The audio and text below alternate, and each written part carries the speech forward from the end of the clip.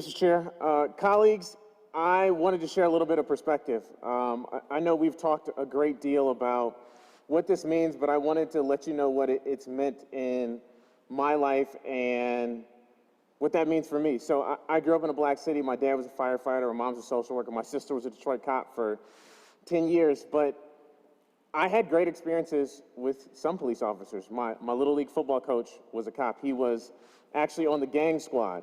And the reason that was so important was because he'd always say, if anybody you know gets in trouble, tell them you're on my team, even if you aren't, because it'll make a difference. As a kid, I had to grapple with what I was supposed to do when I interacted with the police. And I found myself on Friday trying to explain to my 2-year-old not only what was going on, but how she had to interact with the police. And my wife was like, why are you telling her that? And I realized I was telling her for me, because I was like, I need to do something, and that something is trying to give my daughter those tools, because when you have a little kid, when you have a child, you want to teach them and ingrain in them good habits, and at that moment, the healthiest habit I could give her was, if you interact with the police, these are the things that you need to do. And over the past week, I've been having these conversations with folks, and I didn't realize how much I've been trained. Right? Before I learned how to drive, when I played with cars and all those kind of things, my parents were walking me through that first stop with the police.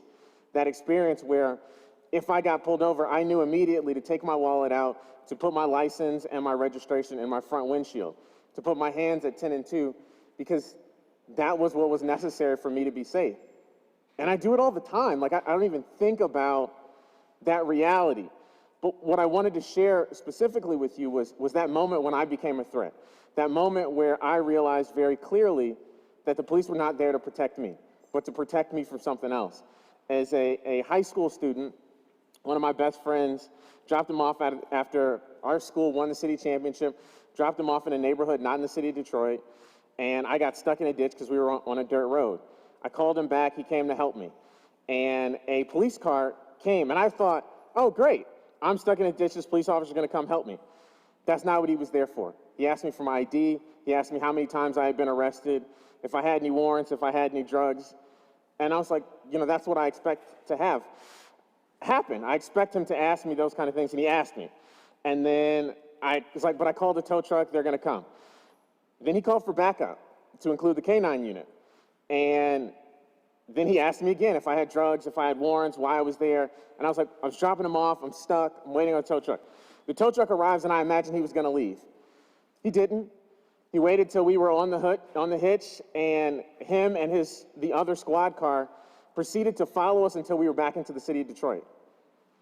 And I say this knowing that for my friends, I'm the talk to the police friend, right? Like, I'm the one who is confident, has handled all those things, isn't in any trouble. And I could tell you 10 or 20 times where I had an experience that could have and should have gone wrong, because that was the experience that all my friends had. And when we talk about training, when we talk about these experiences, I just want you to know how different my life is, how different the life is of my daughter and her friends and the people I've grown up with. But most importantly, I want you to know, because you all make a difference in how this changes. You talking about this experience, and I appreciate my colleague whose statements echoed those before, because each one of you have an opportunity to change these issues. Because it's not the hateful people that are the problem. It's the people who don't realize that there's a problem. And every person in this chamber has an opportunity to move the needle. You have an opportunity to say that these things are not acceptable. Because I can't tell you how many times I've gone to a community where I got a speeding ticket and 90% of those people in there look like me, but the community has one person that looks like me, you know, or none.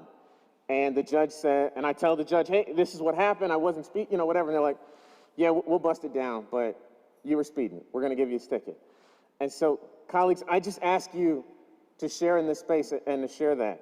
I'm also going to be asking folks to share their story and say, you know, using the hashtag when I became a threat, to talk about that experience so that we have a real and robust and lively discourse about our interactions with the police. And so thank you, Mr. President and colleagues. I look forward to working with you on this. And I'd ask that my remarks be printed in the journal.